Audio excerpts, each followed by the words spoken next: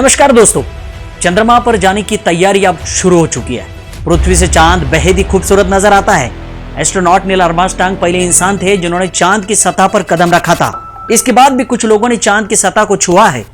आज कुछ साल के बाद इंसान फिर चांद के जाने की तैयारी कर रहा है। लेकिन इतने साल क्यों बीत गए? कोई इंसान 1972 के बाद चांद पर क्यों नहीं गया? विज्ञान इतने आगे जाने के बाद भी कोई चांद पर क्यों नहीं जा सका? नासा भी इससे क्यों डरता रहा? लेकिन आखिर क्या वजह है जो कोई आदमी चांद पर नहीं गया? And liftoff. Copy, 1 Alpha. Fuel coefficient downrange. Trajectory nominal.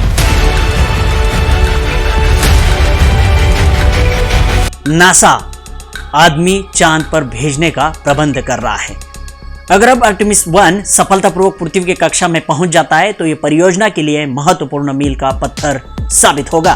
53 years हो गए, उसके बाद भी आदमी चांद पर क्यों नहीं गया? ये जानने के लिए हमें थोड़ा पीछे चलना होगा और समझना होगा हमें चंद्रमा और पृथ्वी के बारे में। चांद पृथ्वी का एकमात्र प्राकृतिक उपग्रह है। यह सौरमंडल का 5वां सबसे विशाल प्राकृतिक उपग्रह है।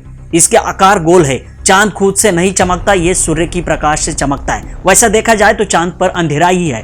पृथ्वी से चंद्रमा की दूरी 3,84,403 किलोमीटर है। यह दूरी पृथ्वी के व्यास से 3 गुना है। चंद्रमा पर गुरुत्वाकर्षण पृथ्वी से 1 से 6 है। यह पृथ्वी की परिक्रमा 27.3 दिन में पूरी करता है और अपने अक्ष के चारों ओर एक पूरा चक्कर भी 27.3 दिन में लगाता है। चंद्रमा का एक हिस्सा हमेशा पृथ्वी की ओर होता है। यदि आप चंद्रमा पर होकर पृथ्वी को देखते हैं तो पृथ्वी अपने चक्र पूरा करने के लिए घूमती नजर आएगी, लेकिन आसमान में उसकी स्थिति सदा स्थिर बनी रहेगी।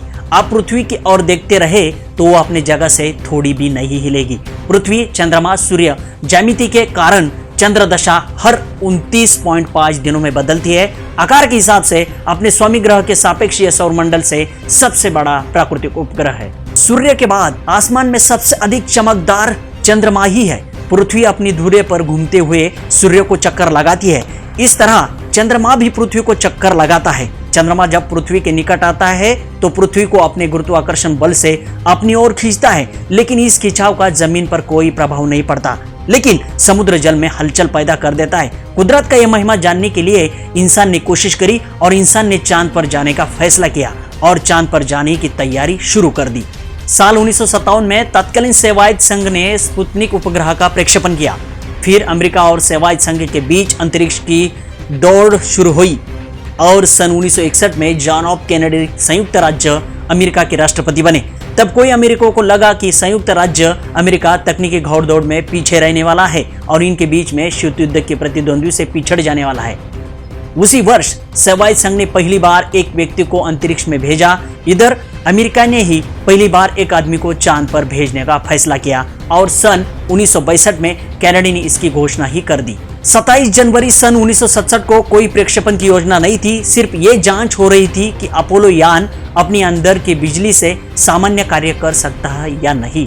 यदि ये यान जांच में सफल हो जाता तो 21 फरवरी 1967 को इस यान को प्रक्षेपित किया जाना तय था। अपोलो 1 की सफलता के बाद इस यान की 2 और उड़ान तय थी। पहली उड़ान में अपोलो के दूसरे भाग और चंद्रयान के सैटर्न 1B पर प्रक्षेपित कर पृथ्वी को निचले कक्षा में स्थापित किया जाना था और दूसरी उड़ान में सैटर्न 5 पर अपोलो और चंद्रयान 2 पृथ्वी की ऊपरी कक्षा में स्थापित करना था। 27 जनवरी सन 1967 को यह जांच की जानी थी। वो जांच अधूरी रह गई क्योंकि उस समय 3 अंतरिक्ष यात्री ग्रिसम, व्हाइट और कैफी अंतरिक्ष सूट पहनकर यान के अंदर पहुंच गए। दोपहर के 1 बजे वो अपनी सील बेल्ट बांधकर जांच के लिए तैयार हो गए थे।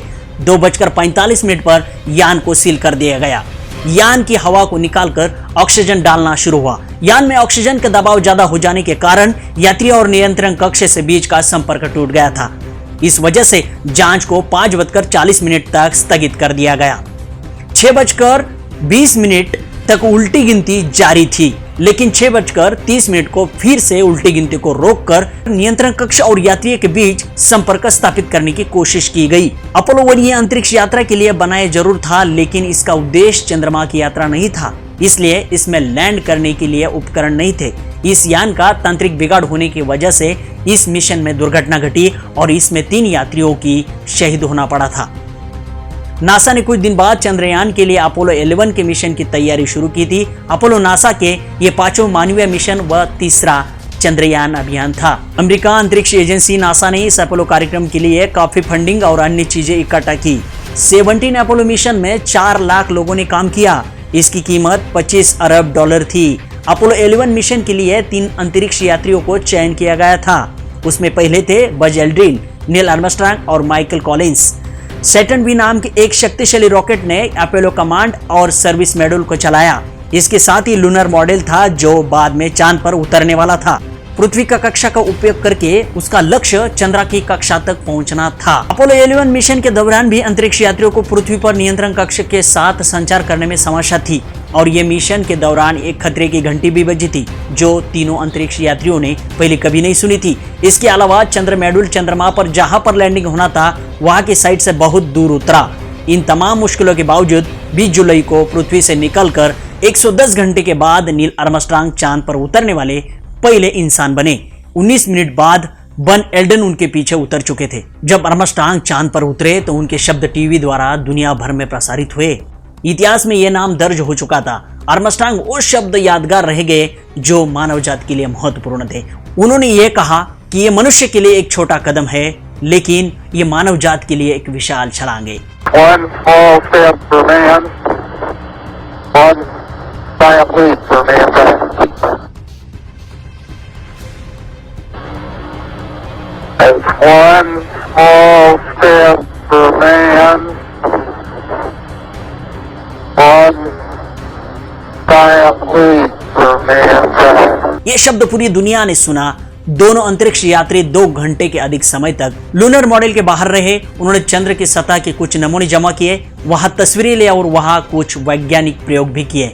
इस चंद्र यात्रा की सफलतापूर्वक पूरा करने के बाद दोनों कमांडो और सर्विस मॉडल में लौट आए। ये सब होने के बाद पृथ्वी पर वापस अपनी यात्रा शुरू की और 24 जुलाई को प्रशांत महासागर में उतर गए।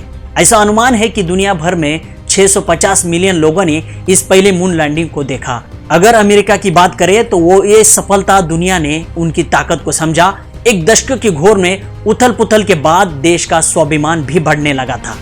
इस अवधि में कनाडा की हत्या हो गई और उन शहरों में नक्सली दंगे और सैन्य कार्रवाई हो गई। 1972 के अंत तक 6 अमेरिकन मिशन अंतरिक्ष यात्रियों को चंद्रमा पर उतर चुके थे, लेकिन इसके बावजूद भी कुछ लोगों का कहना था कि चांद पे उतरने का सिर्फ नाटक है। लेकिन 2009 से नासा ने एक अंतरिक्ष यान को चांद की परिक्रमा पर भेजा और उसके ऊपर वो आज भी नजर रख चुका है। अंतरिक्ष यान द्वारा वापस भेजी गई तस्वीरों अपोलो मिशन द्वारा सतह पर छोड़ गए पैरों के निशान और टायर की ट्रैक करती है। तो ये था नासा और चांद पर भेजे गए आदमी का इतिहास। चांद पर जाने का उद्देश्य क्या है, ये सवाल सभी के मन में आता है। इसीलिए तो लोग चांद पर जाने की तैयारी करते हैं। अमेरिका अभी दुनिया का एकलौता देश है जिन्होंने चांद पर इंसान को उतारा था, लेकिन रूसी, जापान, चीन, यूरोपीय अंतरिक्ष एजेंसी और भारत जैसे देशों ने चंद्र की कक्षा में ये चंद्र की सतह पर अपना वाहन की जांच के लिए भेजा था।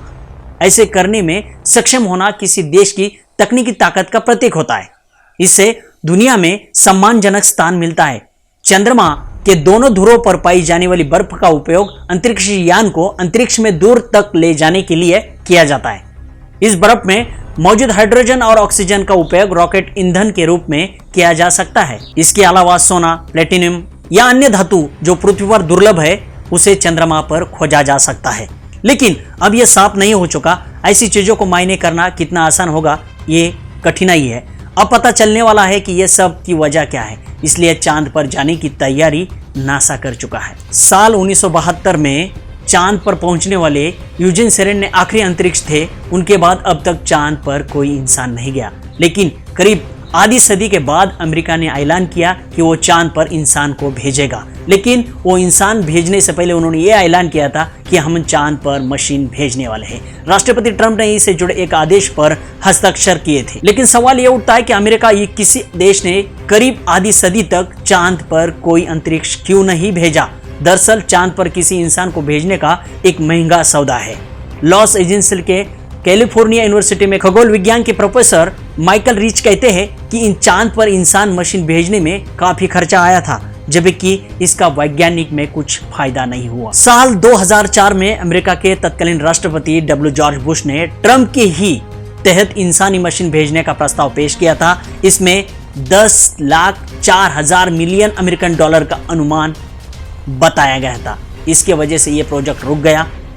विशेषज्ञों के इस बार यह डर था क्योंकि डोनाल्ड ट्रंप ने आदेश पर हस्ताक्षर करने से पहले सीनेट की काउंसिलिंग भी नहीं की थी। उन्हें डर था कि आगे क्या होने वाला है। एक कारण और भी है, नासा सालों से दूसरे अहम प्रोजेक्ट पर काम कर रहा था और नासा ने नए उपग्रह बृहस्पति खोज अंतर्राष्ट्रीय स्टेशन की कक्षा में लॉन्च किए और अन्य आकाशगंगाओं पर नासा काम कर रहा है। इसके वजह से नासा ने आदमी को चांद पर नहीं भेजा था क्योंकि नासा व्यस्त था अपने प्रोजेक्ट में। नासा का एक खास मिशन आर्टेमिस 2022 को चांद के लिए रवाना होगा। वो लंबा समय तक चांद की कक्षा में रहेगा, फिर वापस आ जाएगा। आर्टेमिस साल 1972 के बाद पहली बार साल 2025 के लक्ष्य को हासिल करने के लिए ये मिशन को आर्टेमिस नाम दे दिया है, जो ग्रीक पौराणिक कथा में अपोलो की बहन थी। अपोलो मिशन चांद की सतह पर जाने वाला पहला अंतरिक्ष यान था। अब आर्टेमिस 1 इंसान को 1972 के बाद चांद की सतह पर ले जाने के लिए तैयार हो चुका है। साल 2024 में पूर्ण चंद्रमा मिशन पर जाएगा। आर्टेमिस बता दें कि अमेरिकी अंतरिक्ष एजेंसी नासा ने चांद के दक्षिणी ध्रुवीय इलाके में 13 लैंडिंग एरिया की पहचान की है। इनमें से एक आर्टेमिस 1 के लैंडिंग के लिए चुना जाएगा। आर्टेमिस साल 2024 में इंसान को लेकर चंद्रमा पर उड़ने वाला है।